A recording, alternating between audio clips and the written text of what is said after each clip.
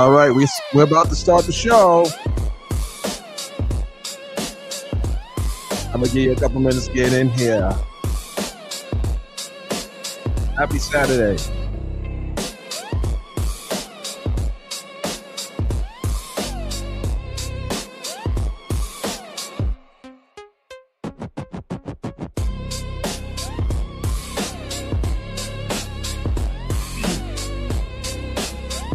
Today we got a special guest joining. Oh yeah.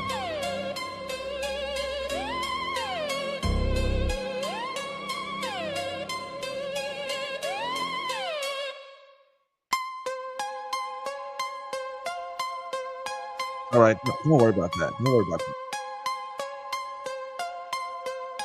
Come on, do some makeup. Give me makeup.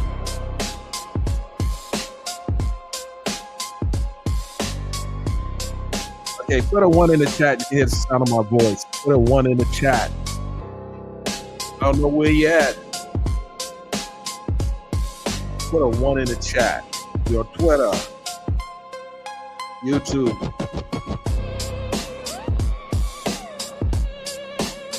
But we got some business to handle today.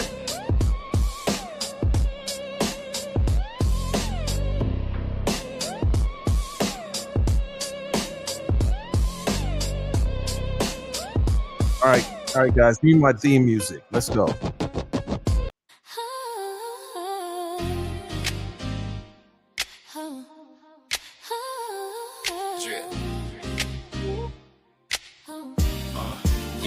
Yeah, from the culture to the courtroom.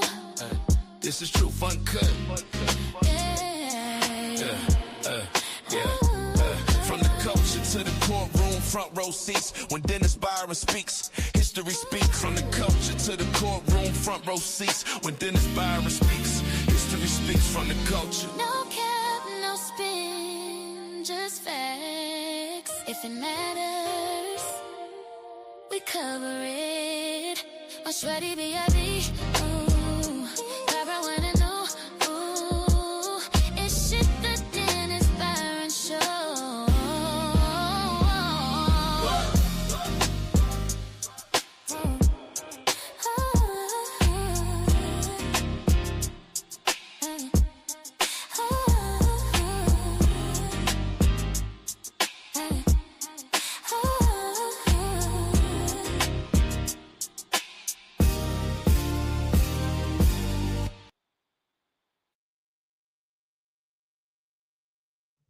Good afternoon, ladies and gentlemen. Good afternoon. Good afternoon. All right. Okay, so listen up. I have a special guest joining me today. She should be here in a few minutes. However, we got to get into the show. We have to get into the show, and I'll tell you why. I have to travel, and I don't want to, take up too much of your time either. It's Saturday. A lot of you could be anywhere, but you're over here today.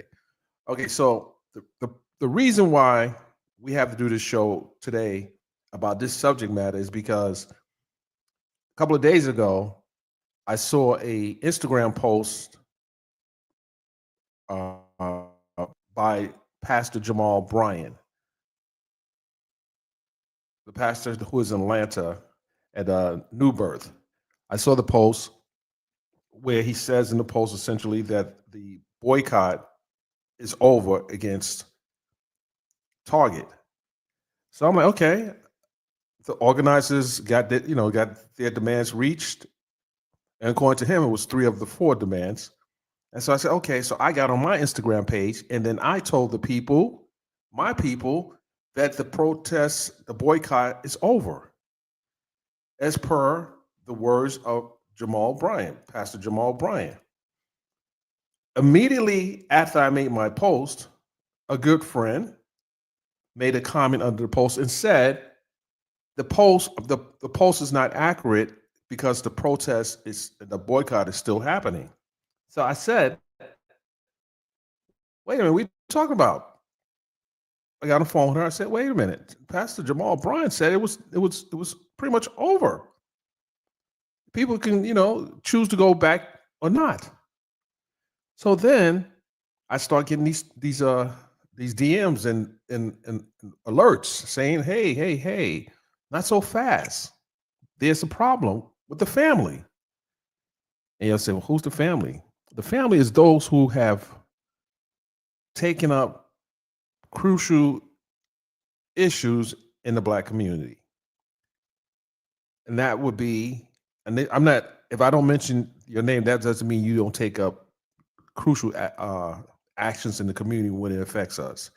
But in this particular instance, this boycott was being organized by more than one organization or individual. So we have Nakima Levi Armstrong out of Minnesota. Then we had Tamika Mallory out of New York, along with my son, the General. And then we have Pastor Jamal Bryant here in Atlanta, that all took part in this organizing of the protests. So I'm assuming that each one of them were on board with the initial press release that Pastor Jamal Bryant held, where he essentially said the protest was over because Target reached three of the four demands. And and prior to me making my post on Instagram, I added a comment to his page and said, as long as there are checks and balances to what you're saying, as long as there is a way for this these demands to be audited and not just a statement, because a lot of times you see companies put out statements that are not necessarily accurate, and basically they'll lie in your face. They'll say, yeah, we got an agreement, everything. No, no, no, no, no, not so fast. And I will say that I have not went into a Target store since the boycott started. Have not been to the Target. I passed it. I was tempted, but I didn't walk inside. I would feel dirty walking inside of a Target, knowing that the reason why the protest started, it was because of the position Target took in issues involving DEI, the death of George Floyd, and according to Nakima Levi Armstrong, Target was pushing the prosecution of an innocent man. So she had a list of demands that she had put forth back in January of 2025. Others saw what she was doing and joined in. What I was not aware of, that there's some type of family feud happening as well. I'm gonna say family feud because I've covered protests, boycotts for a long time. And it doesn't just take one individual to make a protest grow. And I want to go into some of the things I saw Nakima say to Roland Martin on his show. And there are some corrections that have to be made. But I'm 90% behind what Nakima has said. And I say 90% is because you can't really stop something that you didn't start without everyone agreeing this is the way to go. Because this is not was it is a national boycott against Target and their practices. And I immediately, after I got more clarity, took the position is I'm not going back in Target until everyone's on that page. Because I can do without it. Because one of the things that we've learned from not crossing picket lines is that when you don't cross a picket line and people stand together, it brings about change. I seen a clip earlier this morning where someone was talking about boycotts doesn't work. Well, that's a lie. That was a lie from hell. Boycotts boycotts do work. Anything that can impact the bottom line of a corporation, it works. And it has, and you can't really say that just because this side of the town decides not to support it, that it doesn't have an impact. Because if they're receiving thousands of dollars, millions of dollars from a community, and they don't get that anymore, then what happens? They have to cut back on things. They had to cut back on a lot because they budget based on the community they've been serving. They have to purchase based on what the demand is. A lack of demand means lack of dollars and a lack of profit. So this notion that boycotts doesn't work is just ridiculous. They work. They've been working. They worked in the '60s. They've worked in the '70s, and that is just someone trying to distract people. When I hear they say protest doesn't work and boycotting doesn't work, it all works. And let me give you a backstory for those who don't know. Nikema Levi Armstrong was the same person that was charged recently by the Department of Justice for, according to the Department of Justice, entering into a church illegally. So she's not new to dealing with opposition because she's dealing with something right now, and she's about that life. When I say about that life, she's about standing up for her community. She's no stranger to this. And I will also say Tamika Mallory is. She's about that life. There are others. And I'm going to drop a name real quick for those who need to do their research. It's another person in New York named Erica Ford. For those who don't know, do your research. She's one of the OGs in the game coming out of New York. But then we have OGs in Atlanta. You have Gerald Griggs. You have Mahauli Davis. You have Smart. You have different organizers. You have Ti, for example. He didn't organize a protest, but he definitely supported protests and boycotts. So I'm not making light of that people's involvement is not insignificant. They're all significant because the more people to come together, you need people from different jurisdictions to make a national protest work, a national boycott work. So I'm not making light of that. And I don't want, I understand why Nikema's upset the way this went down. I understand it. But she also should realize that without getting the support of other cities, a national protest just won't work. You have to get the support of others. It's, no big me's or little u's. And you have to understand that this thing can't be successful without the impact of those leaders in those various communities. So when she got upset, she had a right to get upset because she was not even apprised that there was going to be a press conference happening in DC. And I thought that was odd as well. Like, there's a national protest. There should be communication with everyone involved, especially the one who started it. So with that, I want to just go over some clips I picked up. I'm going to be joined in the show in a few minutes by my co-host. She should be in here already. I don't know where is she at? Hold on a second here. Maybe she's in there. I don't know. Make sure she's not just sitting in the background. Okay, she's not here yet, but she should be here shortly. I'm gonna play this one first, and this one kind of put things in context. No, which one should I lead with? I'm gonna lead with this one because this is the one that got people upset. Yeah, spoke to what CEO Michael said to the 400,000 employees in terms of us not Okay. being treated with the highest level of respect. And the question that has been asked of us over the last year of 35 Fortune 500 companies who have walked away from DEI, why did we pick Target first?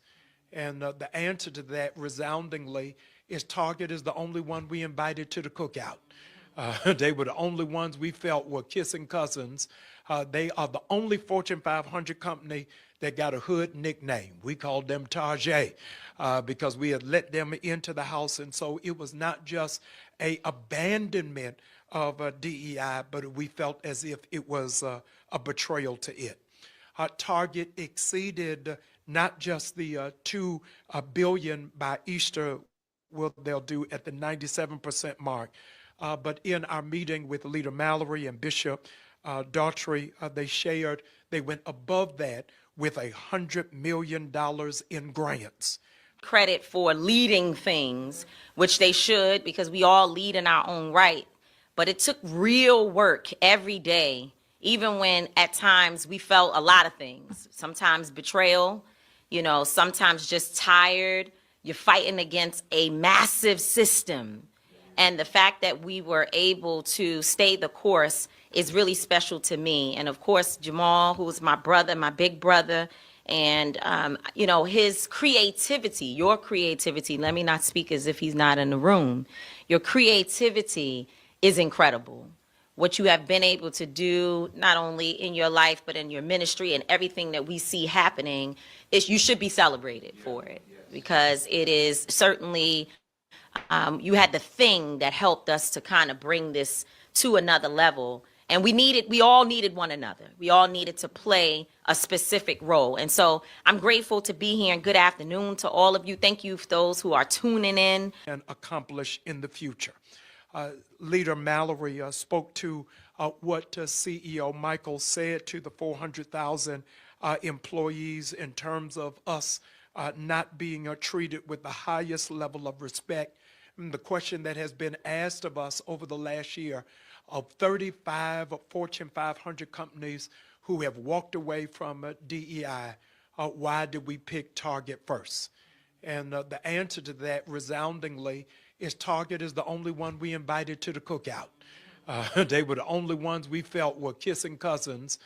They are the only Fortune 500 company that got a hood nickname. We called them Target because we had let them into the house. And so it was not just a abandonment of DEI. So I want to pause it right there for a second. So I heard what Tamika said, and I heard what Pastor Brian said. I think what is missing is,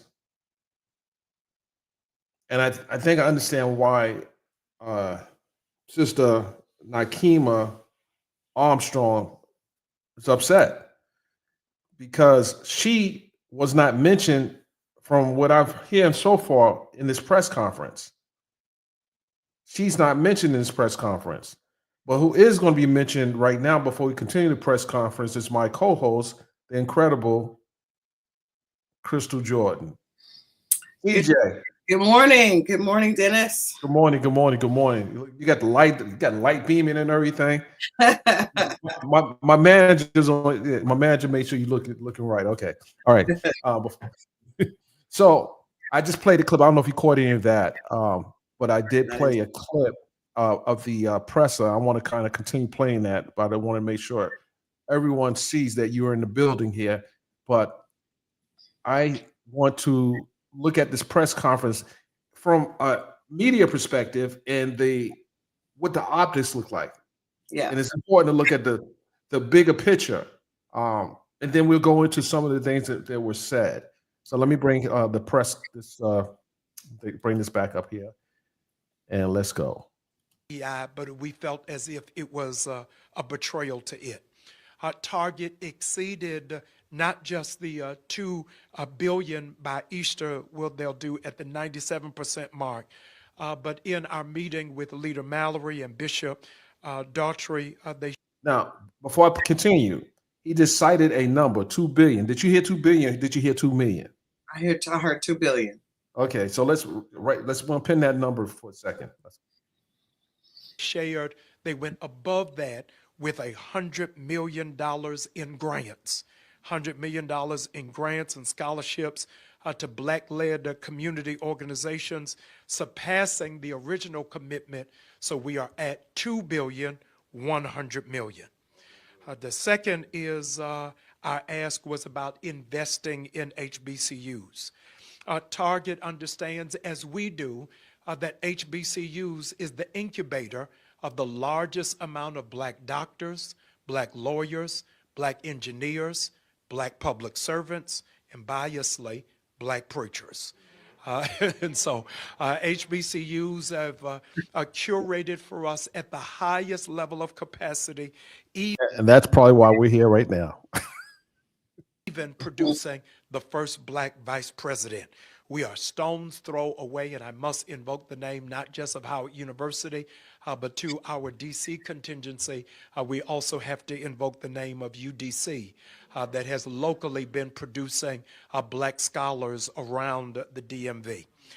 In so doing, I want to give high commendation because Target has given $10 million to the Pensole Lewis College of Business and Design in Detroit. Now, I am a fourth generation HBCU graduate. I have children respectively, one at Hampton, one at Florida A&M, and one at Spelman College. By the way, none of them are on scholarship. I'm paying for all of it. But I was unaware until our meeting with Target of the only HBCU design school, which is Pensole Lewis College in Detroit, that was on the brink of closure until Target came and walked alongside them and gave them a gift of $10 million. I am grateful that that school is open. I have talked to students as well as staff that is there, and they are grateful for that robust contribution.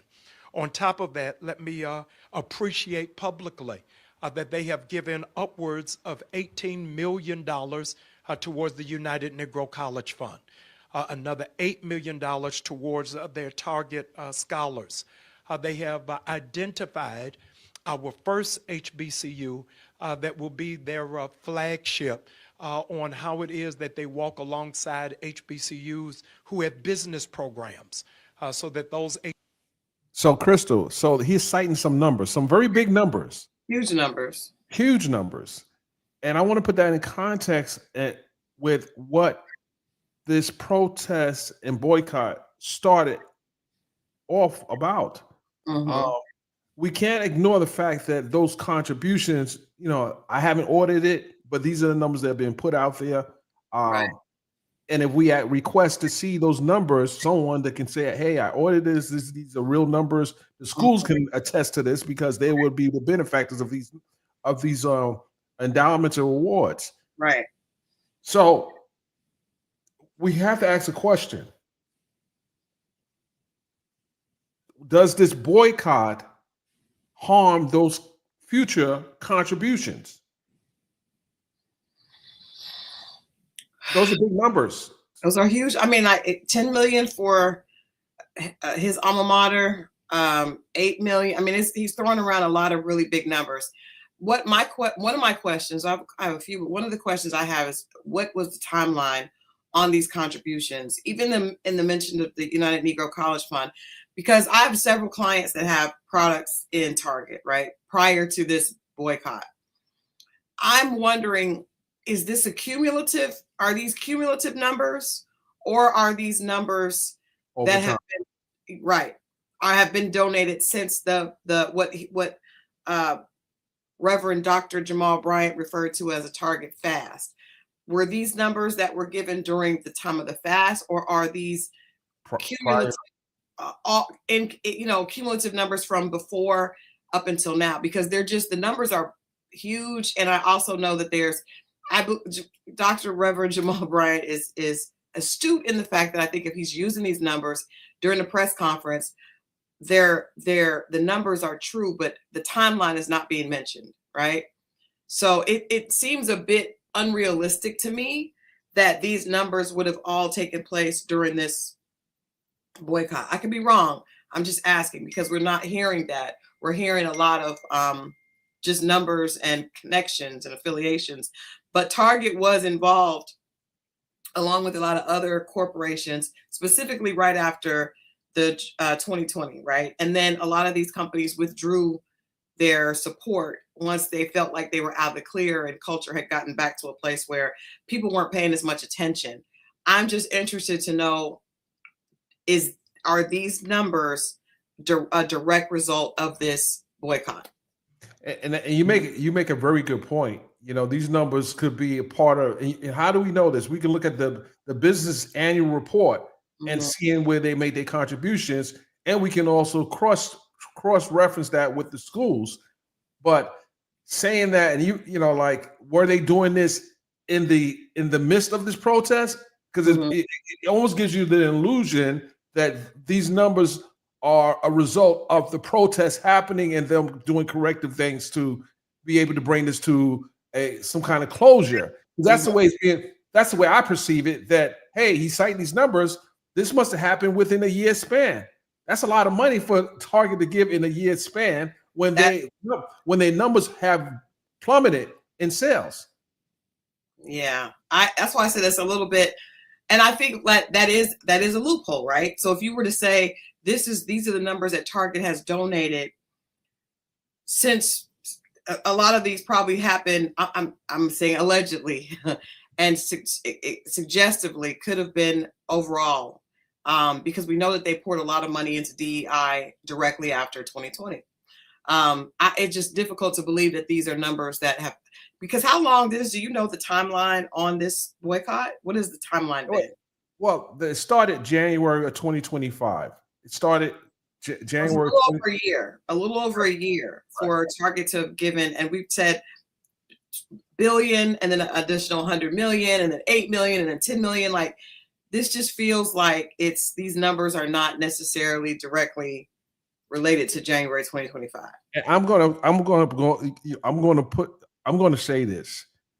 I believe, this is what I believe, that if a business is suffering in sales and they've been drastically impacted by way of not just the boycott, but the economy, economy overall, I would kind of lean towards this may be what they have done leading up to the boycott. And because they rolled back their DEI initiative, this is and it's disingenuous if that's the case. And he is a doctor, he should have, I'm not saying it didn't. And this is where he has to come out and say, hey, I looked at the numbers. These numbers are from this period of time, because otherwise then it's misleading the public. And most people can deduct from this presser that, oh, they've done all this thus far. We might as well just, show them some grace. But there were other things that Nakima Levi Armstrong had said in her response to Roland Martin. I want to play this as well. I'm going to bring this one down because I want you to listen to what she said and how this conversation went left real quick. Conference, the National Press Club in D.C., where he declared the end of his more than a year-long Target fast. Many people said, how can you call for the end of a boycott when you were not the only person involved in the boycott? He took to his Jamal Bryant podcast to set the record straight. It was a more than 20-minute video he did. Here's an edited portion of his comments. Before we start, I'm going to talk about the shirt. I'm going to talk about the shirt a little bit, brother Pastor Jamal Bryant. A lot of colors there, my brother. I mean, it looked like Joseph's. It looked like from the biblical times of Joseph's coat of many colors. If you were trying to get our attention, you did it. If that's that's what it takes. Hey, keep it coming. Well, now I won't say keep it coming. Tone it down a little bit, sir. Thing I ever want to do is be a proponent of division or divisiveness. I want us to be together as one. This week, I failed at doing that. When it is that I called for the end of the Target fast, Most in our community and culture were disappointed, angry, frustrated, and bewildered. What did it mean? Have you sold out? Have you given up? You waved the white flag. And emphatically, the answer is no. Publicly, privately, to the press, and in conversation, I have heralded out loud the remarkable leadership of Attorney Nakima, Representative Nina, and Sister Soldier Tamika Mallory. I think that they are incredible leaders. And I don't want history to record that I tried to stand in the way of the leadership of warrior women. I absolutely tip my hat to them for their innovation, for their courage, for their passion, and their fire. It was my intention then, as it is now, to walk alongside them, but to never walk in front of them. Let the record reflect and show that it was Black women that started this movement. It was Black women who were at the helm. It has been my privilege to stand alongside them. I am grieved that because of the pain and the trauma and the triggers of leadership of days gone by, it was an immediate presumption that we have been bought off, or that I have been bought off. And I wanted to tell you, as God is my witness, I have not, and I would not. I am grateful to be free, to know that what it is that I do is because a charge I keep I have, and a God to glorify. In this year, I would be derelict and irresponsible if I did not take a moment to thank the Chamber of Black Commerce, led by their fearless director, Ron Busby. He walked alongside us and said, Jamal, while it is that you're calling people away from Target, you should be directing people to Black business. So when 300,000 people signed up at targetfast.org, they received a digital directory of Black businesses around the country, because we wanted to make sure that Black businesses thrived. Not only did we do that, but I want to thank 5 partner churches. The Wheeler Avenue Baptist Church in Houston, Texas, pastored by Marcus Cosby. Reverend soon-to-be Congressman Frederick Douglass Haynes III at Friendship West Baptist Church. The reason why I'm playing this throughout is because I want you to pay attention to who he thanks and who he didn't thank, and then watch what happens afterwards. My comrade at arms, Dr. Charlie Dates, in Chicago at the House of Hope. Reverend Stephen Green at Allen Cathedral in New York. And of course, right here in Atlanta, the New Birth Missionary Baptist Church. Last year, we set up bullseye markets where over 100 vendors went to each location, geographically, regionally, so that Black people would circulate their dollars and understand that we have a responsibility to exercise the Kwanzaa principle of cooperative economics.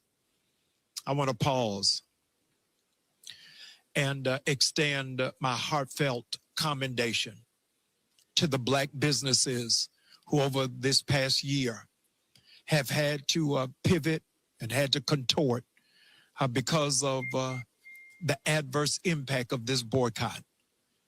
The Black businesses that were on the shelves of Target, who have seen a significant drop in sales because we were not there.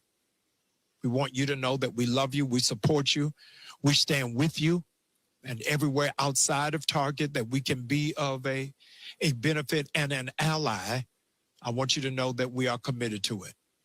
The authors who pulled your books off of the shelves because you stand in alignment and stood in agreement, I am most grateful for you making the sacrifice for the larger good.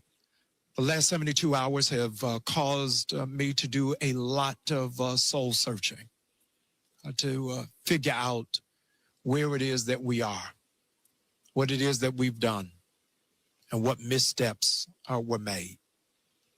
And I wanted you to be mindful that there were no private deals. And I've been grateful to be a part of it and excited to see your stick-to-itiveness and your passion. Even when it came to having to check me, I laid down on the train tracks. Y'all came and got me.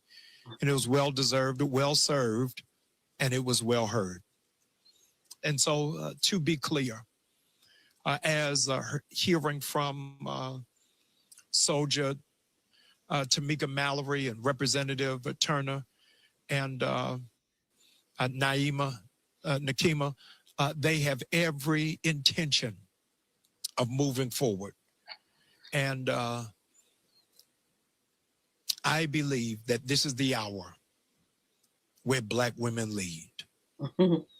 I believe that this is the hour where Black men take their rightful place in their rightful position. I am their brother and glad to walk behind them or beside them and always available in any capacity, if necessary, to be able to be a partner. And I would ask that in this hour, that we would in fact take our cues from sisters. I'm glad to be a part of the journey and have been a part of what it is that God has called me to do in mobilizing congregations and churches and pastors all over the country. The real test. Before I finish this, so his role, and I take nothing away from what Pastor Deral Bryan brought to the boycott. Tamika Mallory brought something to the boycott. Nakima Armstrong brought something to the boycott. We all can agree that no successful boycott would happen without involving people from various regions to come together as a collective.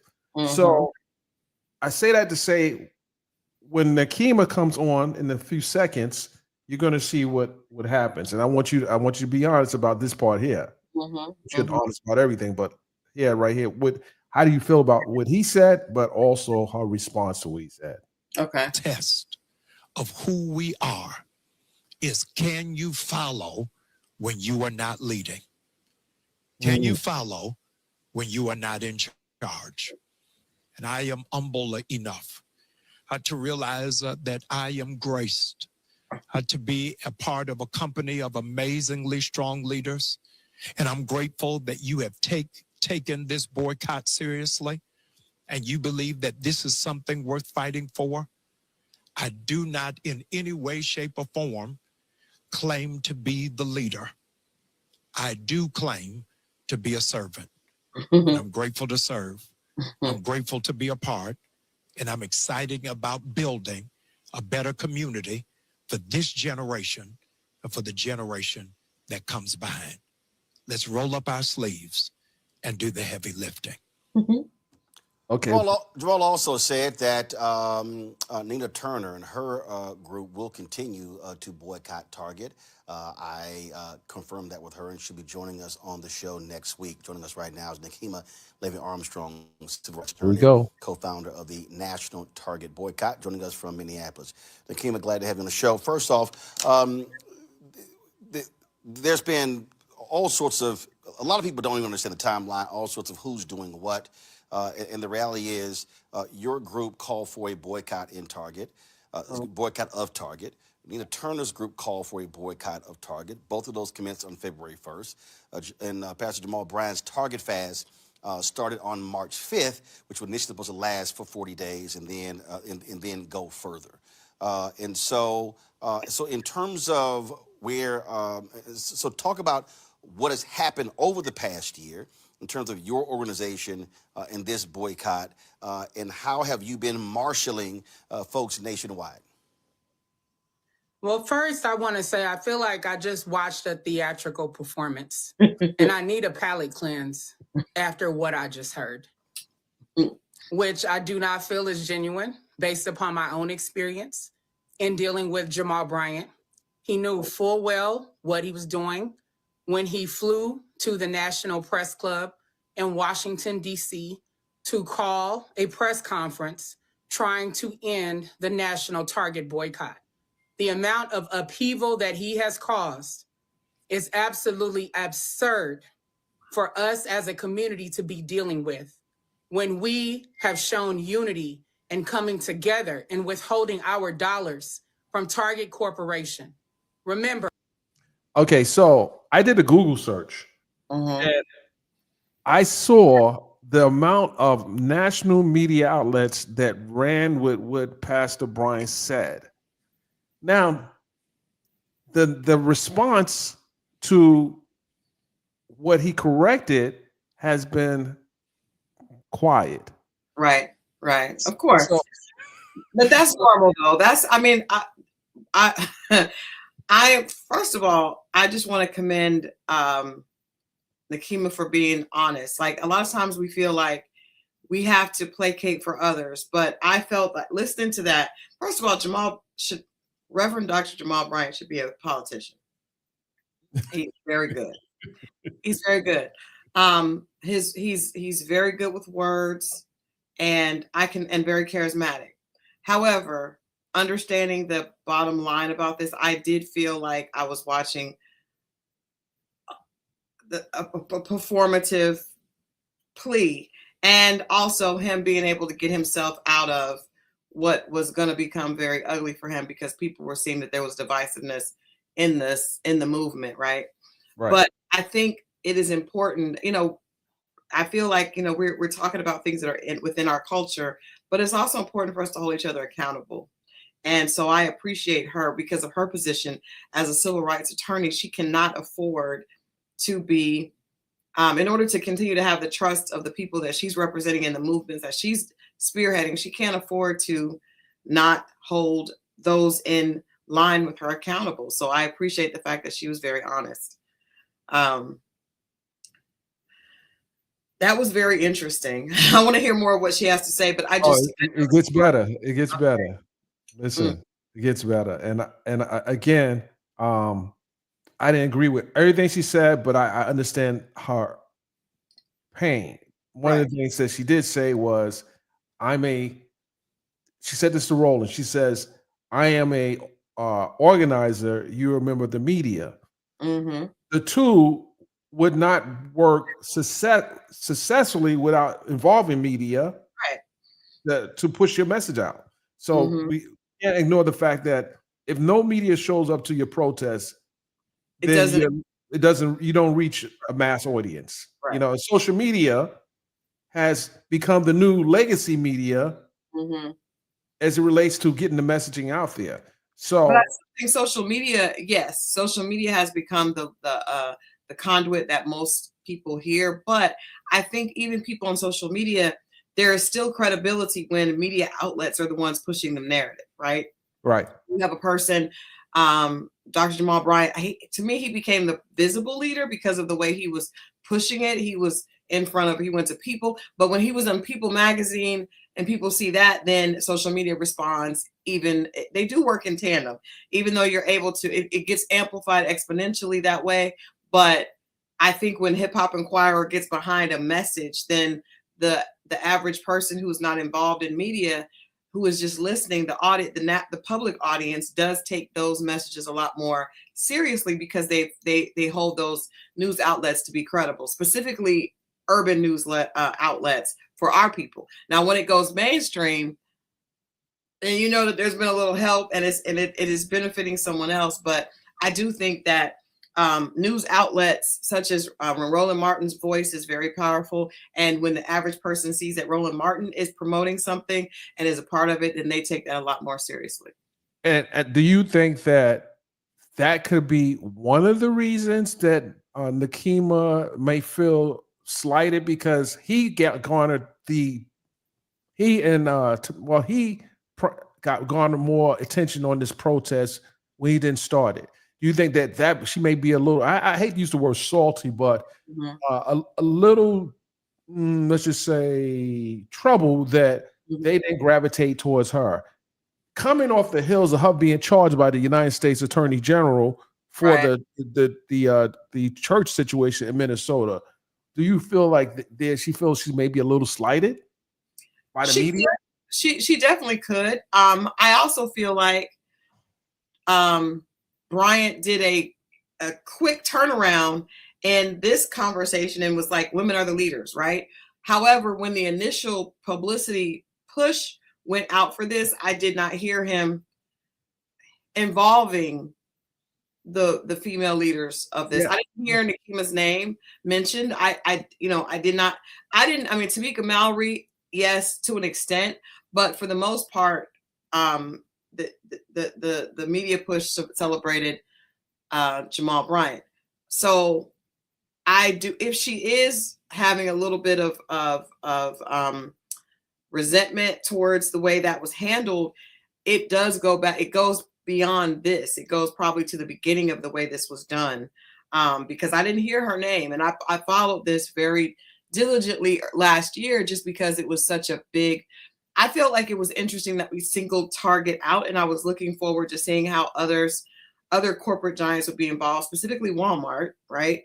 Because, like I said, I had clients that had products and had been a part of Target's female minority entrepreneurship program. So I was interested to see why Target was singled out and we didn't continue to push forward with other corporations as well. And she addresses that. She and I understand. You can listen to her, but basically she said that because Target is headquartered in Minnesota, okay, Minneapolis, that was the place that they chose. start. So to your point, other businesses could have been targeted, no pun intended, by other organizers, but then that would have pulled away from the resources of these organizers to be able to get behind this particular movement. But what was the rules of engagement with other organizations and her? What was the conversation? Right. Like, because you got to have a strategy that is just not supporting of the business. Yeah, and it's interesting to me because I honestly believe when I first heard about it and I saw Pastor Dr. Jamal Bryant leading this charge, I believe, looking back, if he had referenced and brought Nakima as a civil rights attorney into the conversation, I think it would have lent credibility to even to him and the movement, because I mean it did really well, but it felt like it was Jamal. But I feel like with her being in her position as a civil rights attorney and then being there and being involved, it would have been great to have him involve her in that narrative. Let me say this. The Reverend Al Sharpton told many people during the start of this, around the start of maybe probably March, April, maybe May, that go support Costco, another corporation, go support Costco, and that is they are showing that they have a strong DEI program still in effect. Mm-hmm. So I didn't see that. So he too did his part. So I think everyone's doing their part. But I see Sister Armstrong. She's taking a more hardline approach to dealing with the. Well, she probably also knows. She knows more than that. There's a lot of the behind the scenes things happening here, right? Mm-hmm. And she's privy to that. And so I think that's why her response is so. It comes across so harsh, specifically just in what I've heard right now, is because she knows what's going on behind the scenes. So she understood the initial response, and then she also is able to probably see through she said some very interesting things too. I was a little troubled by some of the things she said just because I know some of the other players. But let's listen on. Okay. A company that's based right here in Minneapolis, and all the harm that Target has done. Okay. So I am just so deeply disturbed at the actions of Jamal Bryant, not just this week with the foolishness of calling this boycott and calling an end to the boycott and claiming he didn't know what was happening, but from the very beginning, when I saw his attempts to co-opt the work of Black women organizers regarding this boycott, people who lived in the Twin Cities, which I specifically conveyed to him as to why this boycott was so important because of the promises that were made after the murder of George Floyd at the hands of the police. And what did he do? He gaslit me when I said, you are trying to co-opt our work.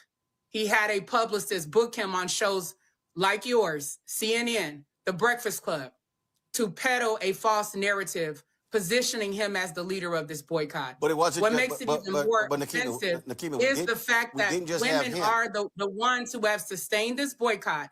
Black women, white women, because we control the discretionary income in our households. So you just subjected me to that. I had to respond to it. I couldn't just answer your question that theatrical performance didn't just happen. But the boycott also didn't just involve him. You also had former Representative Nina Turner. You also had Tamika Mallory, co-founder of Until Freedom, and their organizations as well. And then, of course, it spread like wildfire. I mean, Target's memo that they claim was leaked drops January 24th. January 25th, Nina Turner and her organization calls for Target to put DEI back in place, or they were going to launch their boycott on February 1st. On January 29th, you posted on Instagram about your news conference and launching the boycott on February 1st. And then, of course, you had local folks who were on the ground. You had pastors and churches. And then, of course, you had the contingent here in Washington, D.C. that was protesting every week outside of Target. So it wasn't. And we are the ones who live in the place where Target is headquartered. Let's not forget that. Because if any of these people had the power to call and sustain a boycott, then they could have done it in their cities. When you have places like Walmart, Amazon, many other companies that rolled back DEI, and all these people were silent. In our town, when things happen, guess what? We're boots on the ground right away. We don't have to be online calling for a boycott because Target is headquartered here in Minneapolis. So that is what gives us the advantage in this conversation. But if this is a hometown company that made a specific pledge in the aftermath of George Floyd being killed, and the people who stood up and fought for George Floyd were the ones who declared that this boycott would happen. So let's not get it twisted and bring in everybody and their grandma when you know full well that Target is headquartered here. That's why Tamika, that's why Nina, that's why Jamal had to go to Washington, D.C. to call this press conference, because they're not welcomed in Minnesota after their actions. But Nakima, Target. But Nakima, disrespectful to people in Minnesota who have launched and sustained this boycott along with our people around the nation. Because I got to give it up to Black folks around the nation for having self-discipline, making a conscious decision that they're not going to spend their Black dollars in Target, and calling out the BS that we all witnessed this week. But that's my whole point. Brian tried to call off this boycott. But that's our people. But that's my point. Standing firm and not believing the hype from media outlets who are pretending that they don't know what the truth actually is. But that's my point. There are people all around the country who have participated, and so even though Target is based in Minneapolis, you've had people across the country. You've had other folks in other cities. It's a national boycott. Right, I understand that. That's around the country. But don't dilute the leadership of the people on the ground in Minnesota, because you and I had a conversation about this very thing, and I told you at the time that Jamal, Tamika, and Nina are not credible. Okay, the words of this is CJ. This is getting kind of yeah. I kind of okay. If this feels a bit as if she's feeling like she was slighted, or even the work that she was doing is slighted. And while I understand some of it, at the end of the day, the overall message and the overall point is for these companies to understand that they cannot operate in taking our dollars and not supporting us, right? Absolutely. So it should not. So in my perspective, we have to have the goal should be unification And this feels very much like territorial. This feels a little bit more like a territorial. I don't like that feeling. I do not like that feeling. Just my experience seeing how successful protests work. She essentially, as President Nurse Linda says, she done kicked people. She kicked everybody out the cookout. She did. She did. I don't like that. I didn't. And two things can be true. One person could be a bit performative, but and then another person could be it sounds a bit bitter. And it also sounds like because she might not have had the resources, because we both know Jamal Bryant's publicist very well, and she did a great job. She did a great job, great message. I think that it could have been a little bit more inclusive as opposed to just focus solely on him. But I also feel like, and I know this from working in PR for years, people want to hear the message from who they want to hear it from. That's right. And she does not have the same audience that Pastor Bryant has. So if you go to a outlet, specifically a big mainstream outlet like People Magazine, while they may know there are other people involved, they may want to highlight and spotlight and focus on who has the biggest audience and who has the audience that would cross over to their readers, right? Their subscribers, their audience, their personal audience. So it could be that the opportunity to involve others was not left up to Pastor Bryant's team. It could have been, we want to hear from him. He is extremely charismatic and does have a huge, one of probably the biggest churches in the country, Black churches in the country. But the two things can be true. And so this is where I had a problem with what she said. At that point right there, that is not a good look for the Black community. It was very territorial. Because I live here, I should be the one to be in front. Yeah, you may have an idea, but you need people and resources to get your idea to its fruition. I appreciate Pastor Bryant coming out and and correcting some of the things that happened, but she went there.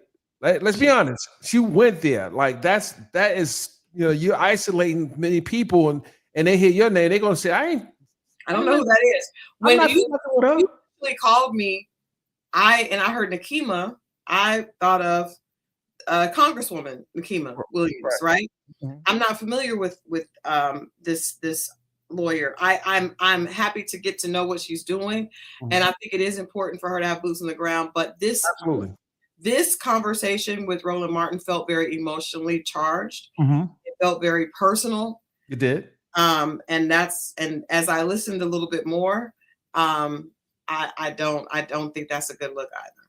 No, I think that she was a bit emotional, and you know what I'm saying. When you get too emotional, but you don't isolate other people who have a strong voice, because again, the messaging coming from Tamika and from Pastor Jamal was more of a calmer approach to the situation. Well, it was more based in and solution driven. This feels very much like I'm fighting over who gets the success, and really the success should be to our community. It shouldn't be absolutely. However, I felt like just looking at this next clip, felt like we might have been bamboozled, because listen to what this reporting sounds like. And I'm going to play this one now, family. We'll go ahead and put that there on the screen. You tell me what you think about this one here. We're going to remove rolling. And we're going to add her to the screen. Let's see what she has to say. Yeah. I don't know if you've seen this, but when I saw this, I said, wait a minute. Here we go.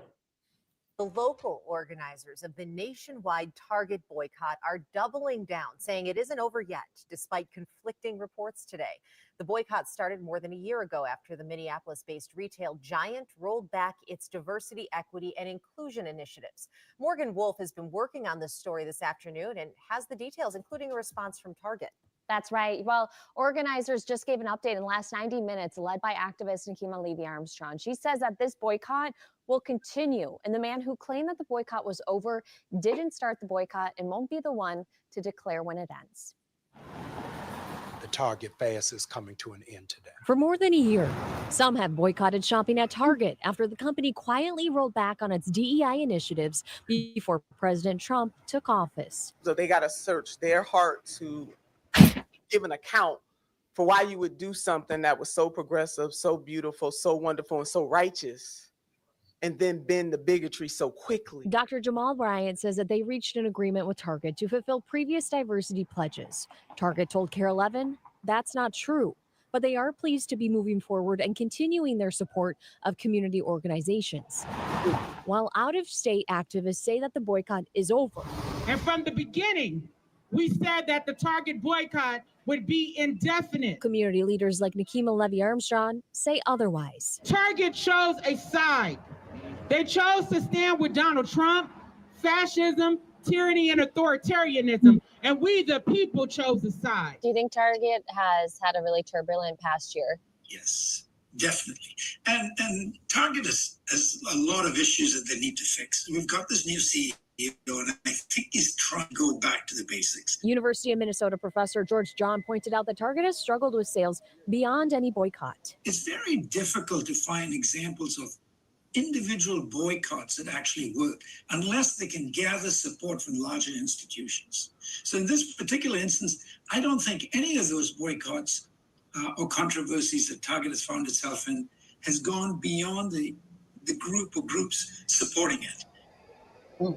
Target did share with me also that over the past 5 years, the company has invested $100 million into Black-led community organizations. And since 2021, Target has awarded $10 million to more than 1,000 HBCU students. See, I told you about the numbers, right? I confirm what I said initially when I heard those numbers. I said, I guarantee that those numbers, specifically the HBCUs, was not specifically for the last year.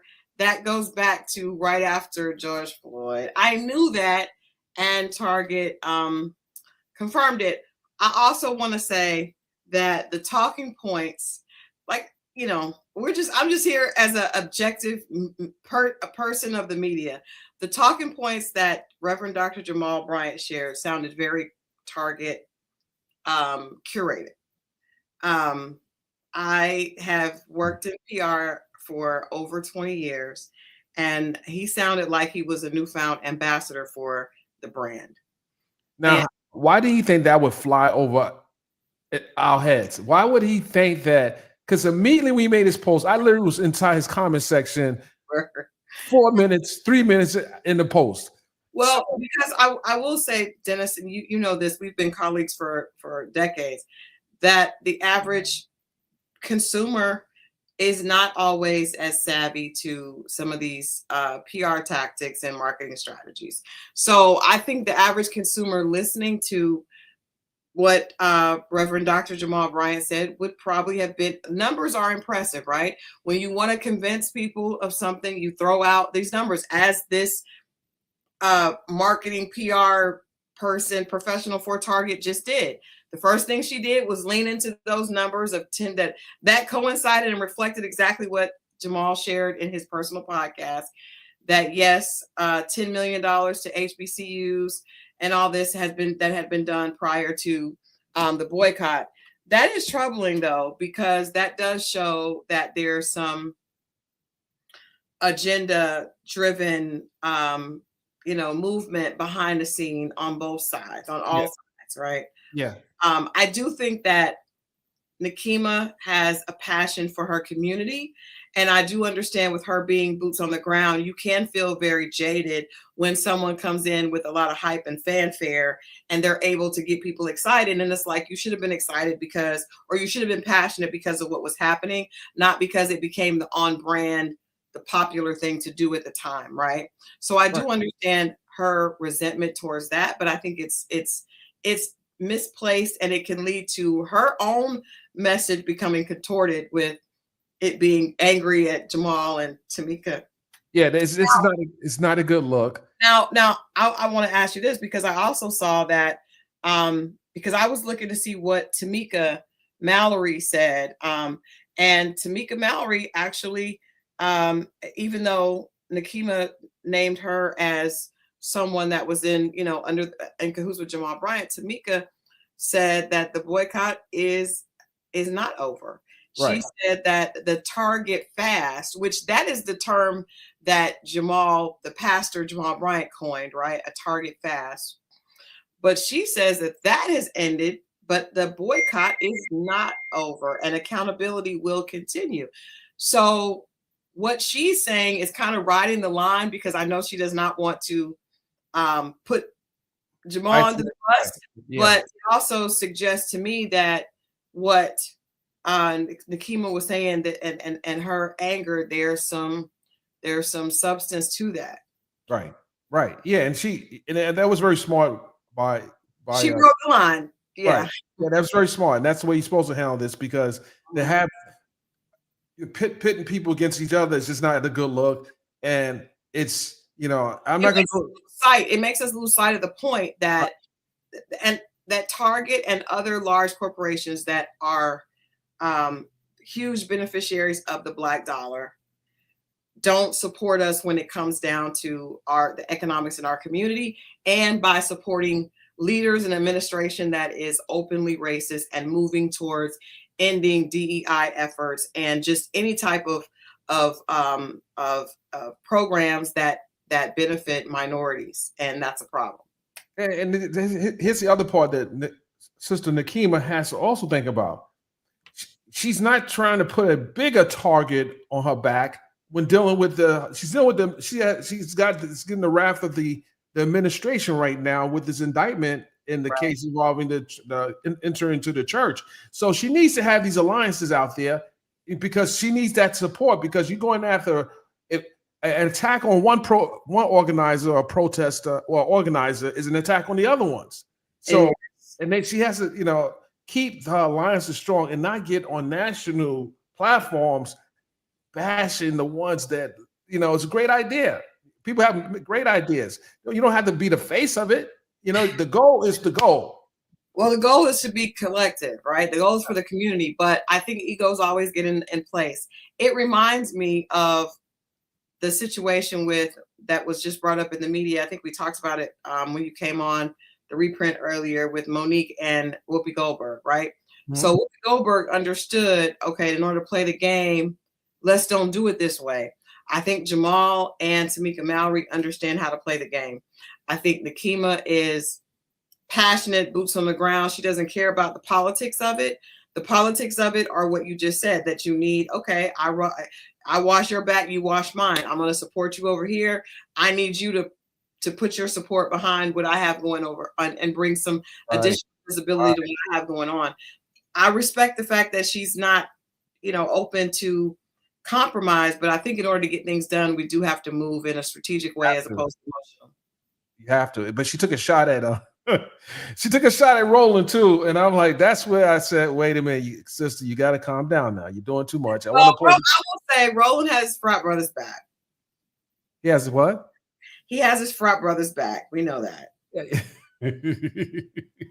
But listen to this. This is important, because the setup to the interview is important as well. And the way she responded, I would have probably, knowing that she's my prime guest, the guest of the show, mm-hmm. I would not lead with the person that she felt did her wrong. I wouldn't lead like that, because that's Roland Martin, though.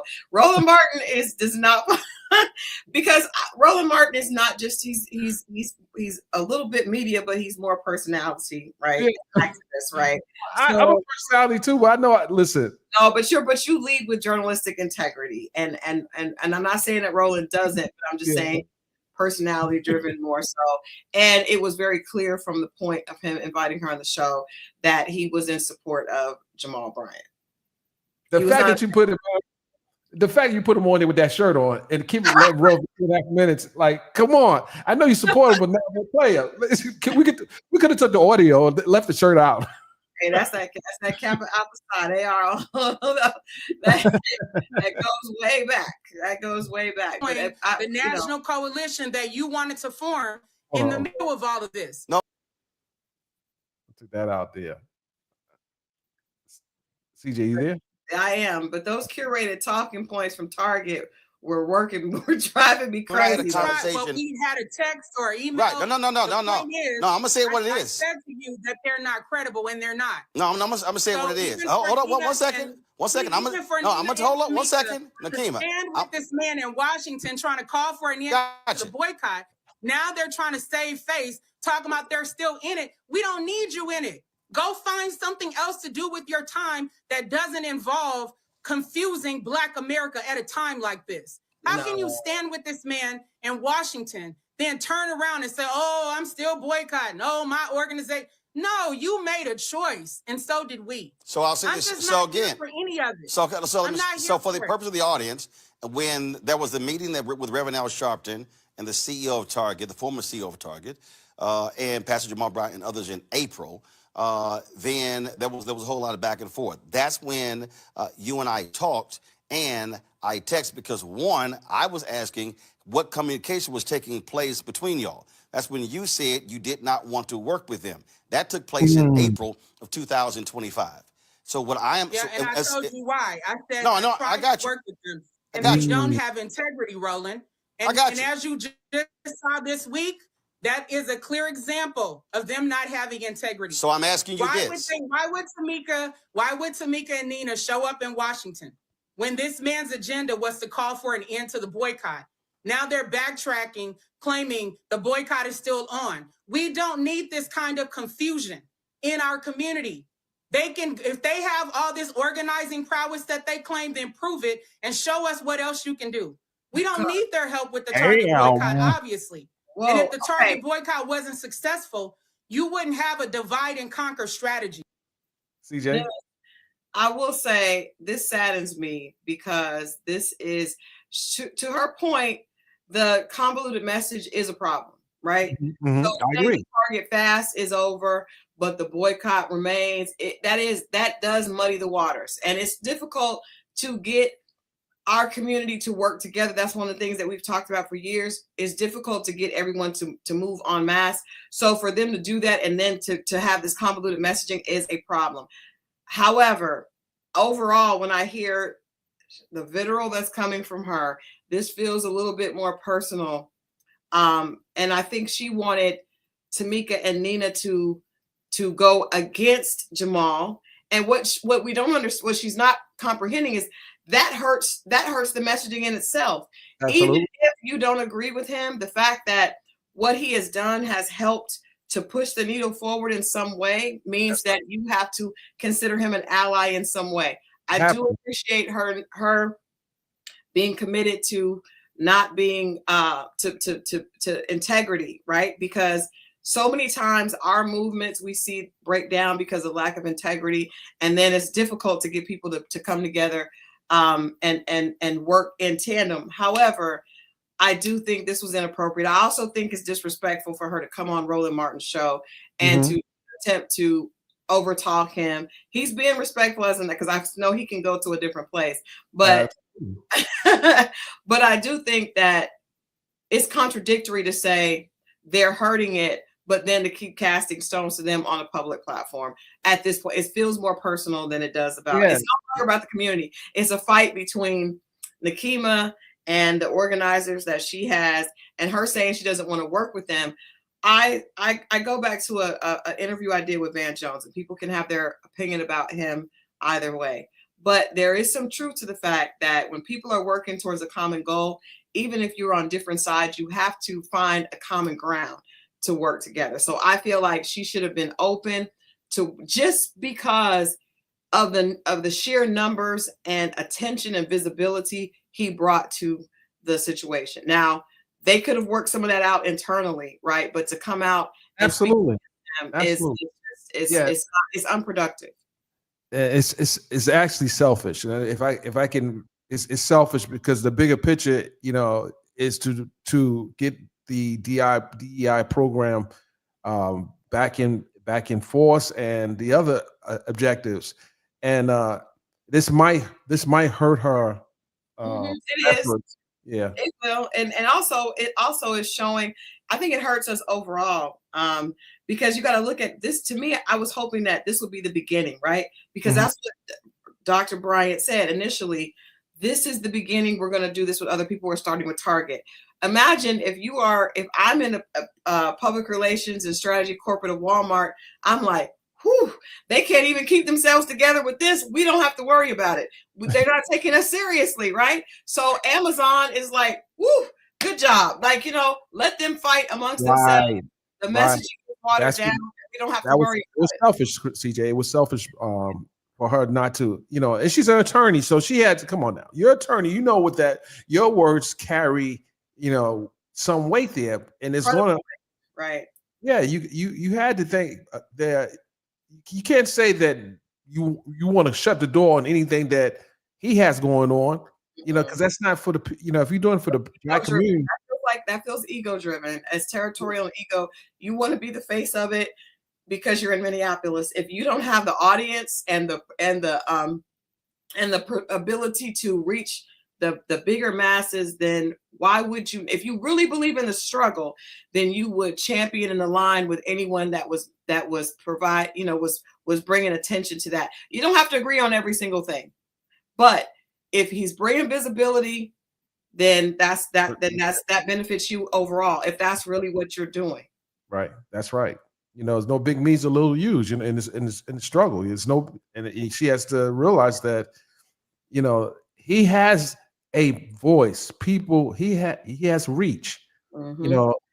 Tamika has reach. Very much so. It's just for it to play out like this on his platform, Roland's platform. It's like, why are you doing this? Like, come on, like, we really. It feels too personal. It takes now I am no longer looking at it as about you're fighting for the struggle. You're just fighting them. And like I said, overall, this hurts our community because these DEI programs, there are a lot of people. I have clients that have events and programs that have been cut that are no longer able to move forward because of these DEI programs being slashed. So overall, this is hurting That's what it's. And here's the other thing. I'm gonna play devil's advocate for a second. Those businesses that were in Target, they were in Target because Target supported the community to a certain degree. To a certain degree. Now, they're probably looking at Sister Nakima and saying like, "Hey, listen, we took a year off for your protest. Now this is a slap in the face that you not even interested in us getting back to getting to our money. How you say forever for internally? Forever. That does mean. That's not. You cannot negotiate. You cannot get things. You cannot move the needle if you are unwilling to negotiate. Yeah, that's not acceptable. Part of politics, right? So you got to be able to have that. Okay, you give me a little, I'll give you a little, and that way, the economic influence in our community. That's the only thing that we have is bargaining power. So if we can't agree to do that, so as I still shop at Target, I'm not Rainbow. I tell you what, if I'm Amazon, I am relieved. Let them fight. Okay, hold on. You just brought up a big. What if they said protest on Amazon? Now, come on. As entrepreneurs, we need our. We need our Amazon. I will be.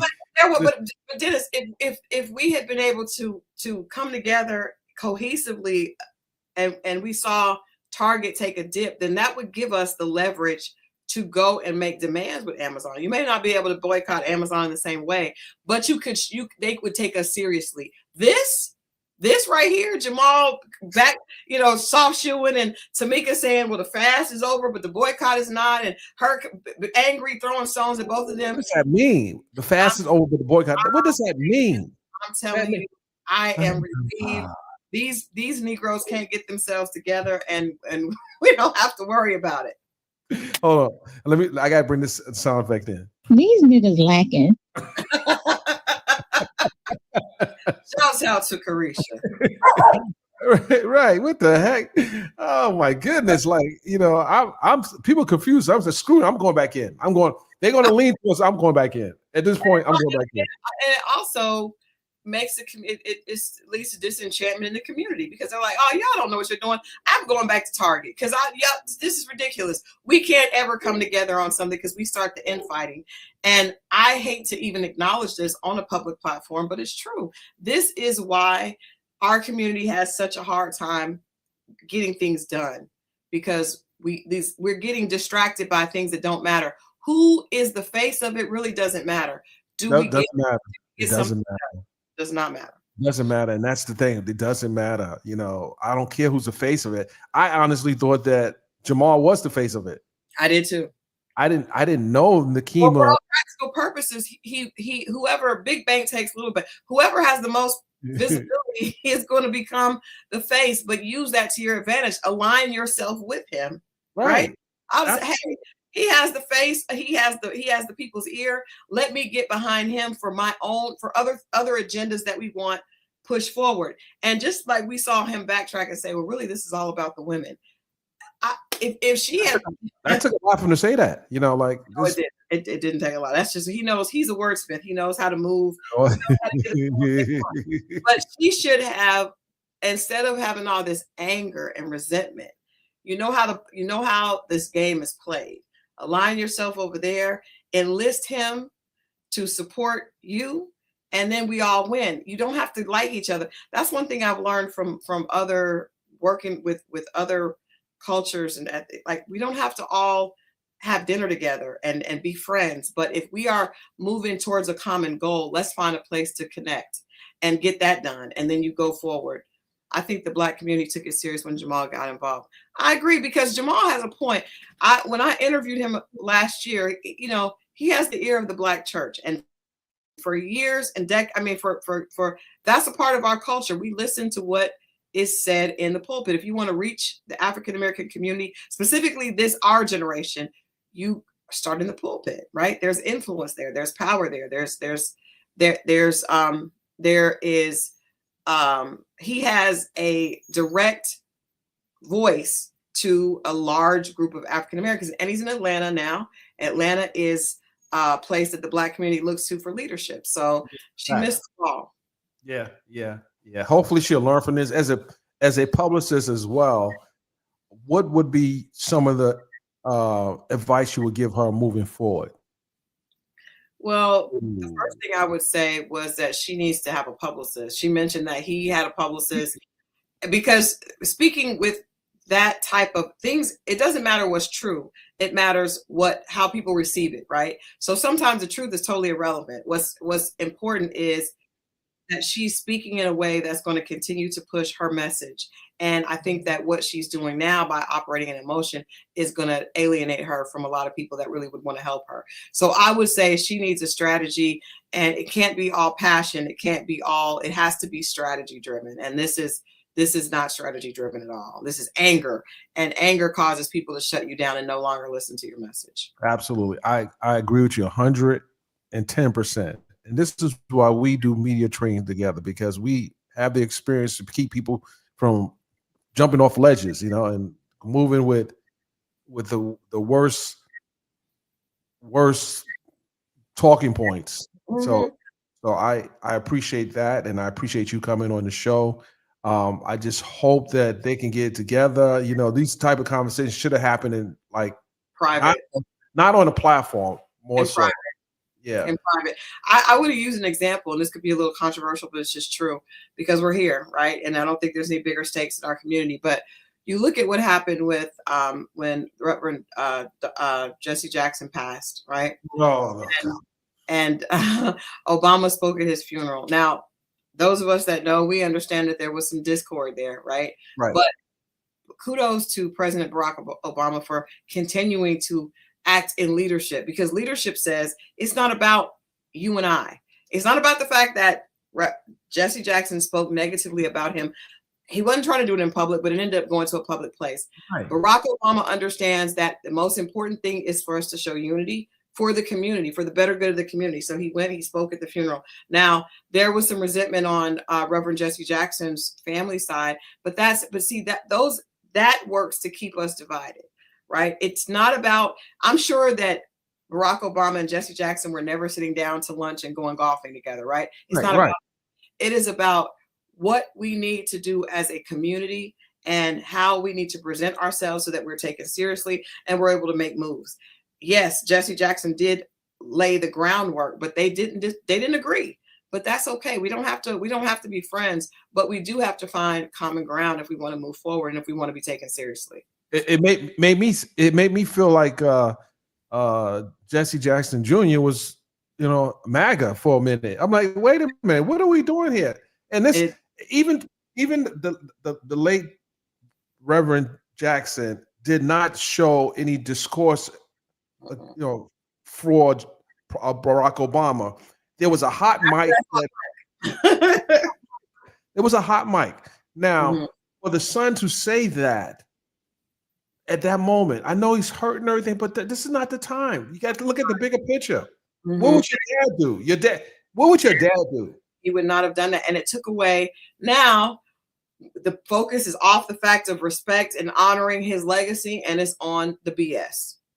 And that's what we don't need. We don't need that it's selfish behavior. It's selfish behavior. Like, it's like you're taking away, and we see this in life. We see this in dealing with people in our circles.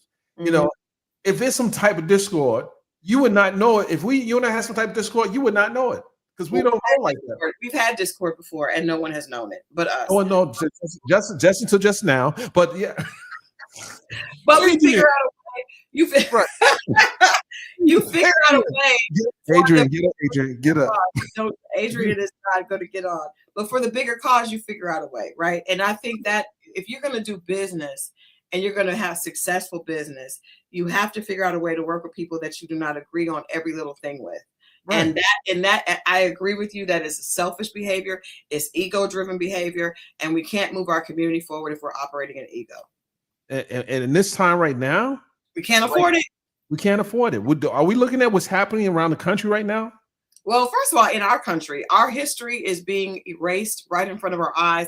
The progress that a lot of us have made when it comes to corporate leadership, and this is all being threatened.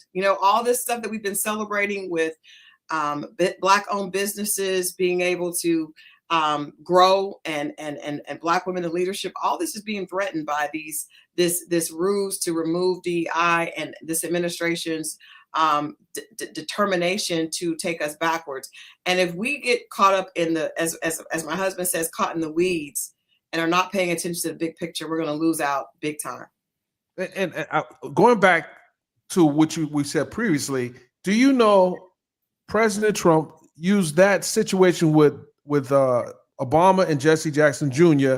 as a talking point? Of course he did. And he magnified what happened. And I'm like, oh my goodness. But you know what? Can I say this? That's actually smart, right? That's a smart business. But if you see your enemies fighting, point it out, it makes them weaker. And that's why I said we in this boycott with Target or this fast or whatever it was, when they see us not able to agree, it does make others that we would need to, because Walmart is a problem. Walmart is a problem. I would just say that, like, I know specifically situations that Walmart has withdrawn their support, their financial support for Black and women led businesses. So if we're not able to get on one accord with Target as an example, then we are not going to be able to take on a Walmart and damn sure not an Amazon. It's a wrap. And that hurts us. Or a presidential race. How about that? Dear Lord. I can't even. We might not have another election, but anyway, that's another conversation for another day. Crystal, thank you for coming on to the show. I love you. You always bring a great commentary to the show, and I just, we're going to keep pushing the message, and educate and teach, because that's what we are supposed to do, knowing anything that I said or Crystal said as it relates to this situation, this is just our opinions. It's based on experience and doing this for many years. It's not like based on just trying to pick on any one person. Pastor Jamal, the shirt, we're going to talk about that. But other than that, I love you, my brother. And coat of many colors. But I said his coat of many colors, but it's also spoken with a love and passion for our community. And I think that I consider this a internal discussion, right? With Black media outlet, We are Black media leaders, and this conversation is for us. And I think that's why we can speak, honestly about issues on both sides, but it really comes from a place of love for all the community, and a deep amount of respect for both Nikema and Jamal and Tamika, definitely Tamika Mallory and Nina and everyone involved, a deep amount of respect, but we want to just see our community make strides. In the best way We want to possible. see our community win, and that's the goal. That's the goal. That's it, always, if we can win, then everyone wins. So it's not no big me and little U's. Just let's stick to the plan and have a strategy moving forward. This is a lesson. People have to just realize that if you're an organizer, someone thinking about being an organizer, and you want to bring other people involved, you know that you have to create a olive branch with those people that you don't really agree with everything they're doing, but you are able to put that aside to get your agenda, objective, and goal reached. And at the end of the day. Absolutely. With that, ladies and gentlemen, thank you for joining the show. CJ, I'll see you on our next show. Sounds good. You know, I got to take us out the way we started. Everyone in the comment section, I appreciate you as well. But I need to. I got a bunch of stuff to do with Saturday. I know your husband probably has some plans for you today as well. Yes. Thank you so much, Dennis. I'll see you next time. See you next time. Thank you, CJ.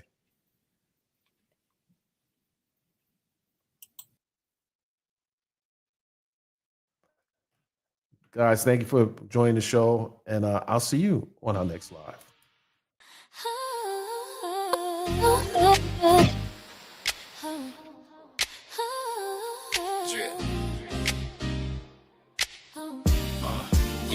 Yeah, from the culture To the courtroom. This is True Fun Cut. From the culture to the courtroom, front row seats when Dennis Byron speaks. History speaks. From the culture to the courtroom, front row seats when Dennis Byron speaks. History speaks from the culture. No cap, no spin, just facts. If it matters, we cover it. On Shreddy, B.I.B.